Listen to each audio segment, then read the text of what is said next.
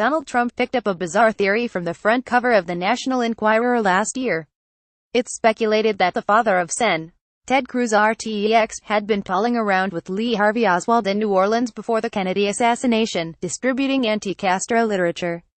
There was no evidence that this was true, except that Rafael Cruz was generally the right age and was of Cuban heritage and may have been in New Orleans at some point in that general time period, 3 factors that applied to thousands of other people, too. Trump's assertion was quickly and widely excoriated. What WASNT considered odd, though, was that there would be conspiracies about the assassination of President John F. Kennedy. Americans broadly believe that Kennedy's killing was a function of a broad-based conspiracy and not, as the government's investigation would have us believe, a result of Oswald's shots fired from the Texas school book depository. With new assassination documents being declassified by the government Thursday after Trump declined to keep them confidential, it's worth highlighting the rarity of the Kennedy assassination conspiracy in American thought, generally accepted, and, more remarkably in this moment, on a bipartisan basis. The Washington Post and our polling partners at ABC News polled Americans on the assassination in 2013, on the 50th anniversary of Kennedy's death. Overall, 6 in 10 Americans believed that the president was assassinated as part of a plot involving multiple people. That same percentage held steady among Democrats, Republicans and independents. Imagine Democrats and Republicans agreeing on something controversial that is tangentially related to politics. Fairleigh Dickinson University conducts an annual poll to evaluate Americans' opinions on other controversial or speculative issues. The most recent iteration, released in April, didn't find other examples of bipartisan agreement in support of the theory. There was broadly bipartisan agreement on the debunked, false and pernicious rumor that vaccinations have some link to autism, which is, again, they do not. Only about 5% of Americans believe there is a link, which they shouldn't, because they're isn't. Republicans and independents were slightly more likely to say it was possibly true.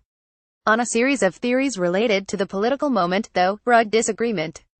Democrats broadly believe that Trump's refusing to release his tax returns because he is hiding business ties to Russia. Republicans don't. His lawyers have reviewed his filings and say he isn't.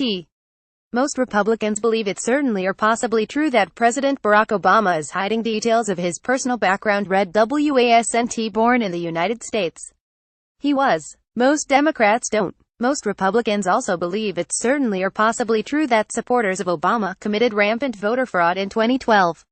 They didn't.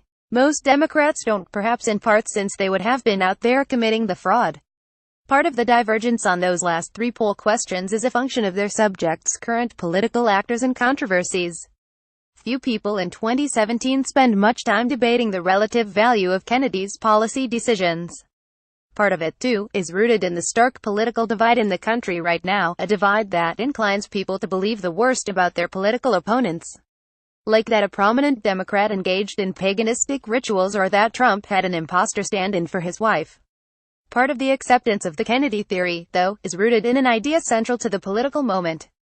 Believing that there was a plot to kill Kennedy means believing that the institution of the federal government conspired to lie to the public, a belief that has been embraced widely in parallel with a growing distrust of American institutions. In other words, the political conspiracies in Fairleigh Dickinson's polls are ones that ask us to question each other. The Kennedy assassination theory asks us to question the authorities. Most Americans, regardless of party, are willing to.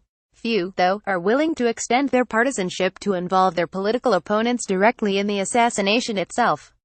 That is largely reserved for the president.